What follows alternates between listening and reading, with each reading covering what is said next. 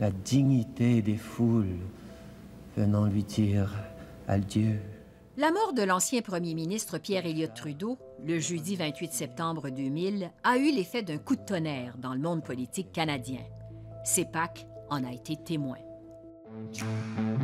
15e premier ministre du Canada de 1968 à 1984, avec une brève interruption en 1979, Pierre Elliott Trudeau laisse notamment en héritage le rapatriement de la Constitution, des politiques pour le bilinguisme officiel et la Charte des droits et libertés.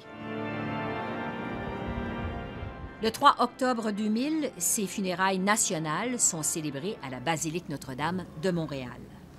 I have also learned the warmth of his friendship. Sa famille, son ex-épouse Margaret et ses fils Justin et Sacha assistent aux premières loges. And what is that vision that is shared by so many? 3000 personnes sont rassemblées à l'intérieur de la basilique pour le service, dont le duc d'York, la gouverneure générale Adrienne Clarkson, le premier ministre Jean Chrétien et l'ancien rival de Pierre Trudeau, Joe Clark. Les anciens premiers ministres John Turner et Brian Mulroney sont également sur place. Plusieurs milliers de personnes se sont aussi rassemblées à l'extérieur de la basilique pour suivre les funérailles sur écran géant. À l'intérieur, l'un des fils de Pierre Trudeau, Justin, se lève et livre un témoignage fort remarqué sur l'héritage de son père. Il faut un respect réel et profond de chaque être humain, qu'importe ses croyances, ses origines ou ses valeurs. C'est ce que mon père exigeait de ses fils. Et c'est ce qu'il exigeait de notre pays.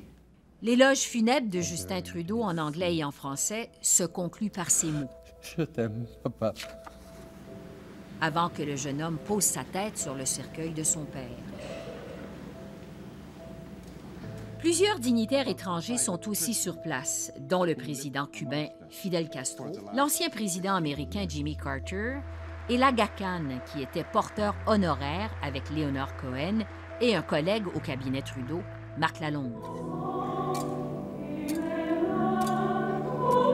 Après la cérémonie religieuse, le cercueil de Pierre Elliott Trudeau est porté vers son dernier repos. À l'extérieur de l'église, ce sont les derniers adieux au son des canons.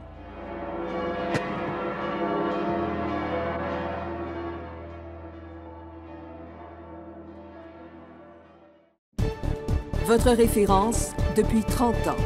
CEPAC.